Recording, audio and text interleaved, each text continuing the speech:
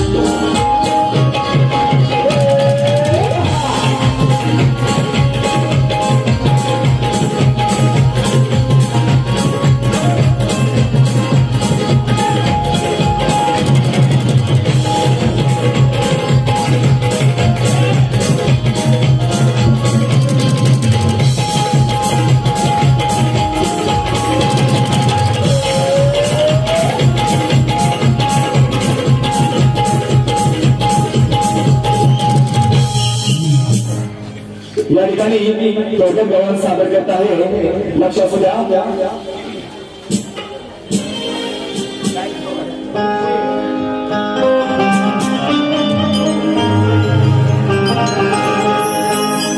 माझ्या गवळणी काना हा लहानच आहे गोवा, आणि कानाच्या लहानपणीच्या खोड्या या आपल्या सर्वांना ठाऊक आहे. आणि म्हणून सर्व गवळणी अगदी वैतागून कानाच्या घरी अर्थातच यशोदा माईकडे कानाच्या तक्रारी करत आहेत. एक लहान मुलगा तसं बाजूलीच्या घरात म्हणा किंवा बाजूलीच्या पोरांना जेव्हा खेळतो, त्याच्यावर मस्ती करतो, तेव्हा ती एखादी अशी ती काकी म्हणा मामी म्हणा जेव्हा त्या बाळाच्या घरी जाते आणि तक्रार करते, तशाच गवळणी या ठिकाणी कानाच्या घरी अर्थातच यशोदा माईच्या घरी या ठिकाणी तक्रार करतायत. काय म्हणतायत बघा, बुवा लिहून घ्या. जे बोलतोय जे गातोय त्यालाच उत्तर द्या. आणि म्हणून अरे आता जीवाला वाटतंय बरं, भावा एक विमाल खाल्ल्यावर.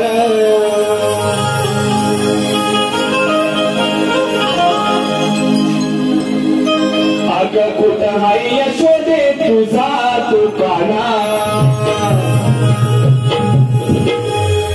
गवळणी चिडल्यात, यशोदा माईकडे गेल्यात आणि काय म्हणतायत,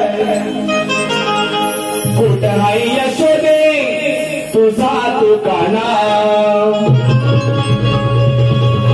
समजतो स्वतःला हा दीड शाला. अगं कुठं हाय यशोदे तुझा तू काना. समजतो स्वतःला हा दीड शहाणा. बदनाम झालाय तुझा हा पोरगाव भर. या गोकुळात ती गवळण म्हणते, अगं बदनाम झालाय तुझा हा पोरगाव भर.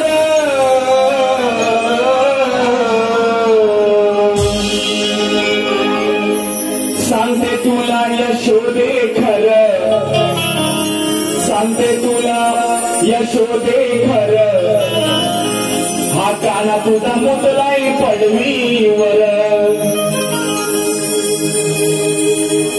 बाल स्वरूप प्रकटीकरण हा विषयाचा भाग आहे. आता मी दिलेला आहे, मुलाकडून लिहिला आहे, नक्कीच आपण उत्तर द्यायचं आहे.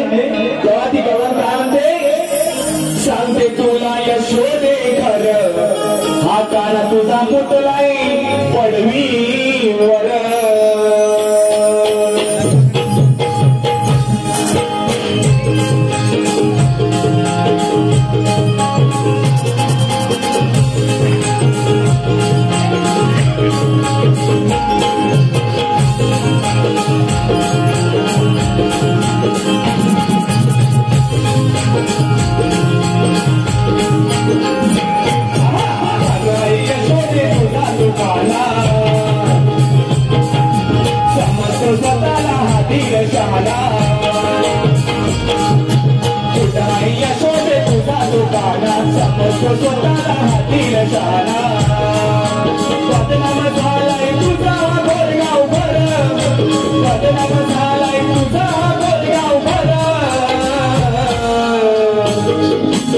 सांगे तुला यशोदे खरं सांगे तुला यशोदे खरं आता तुझा मुतलाई पडवीवर सांगे तुला यशोदे खरं आता तुझा मुतलाई पडवीवर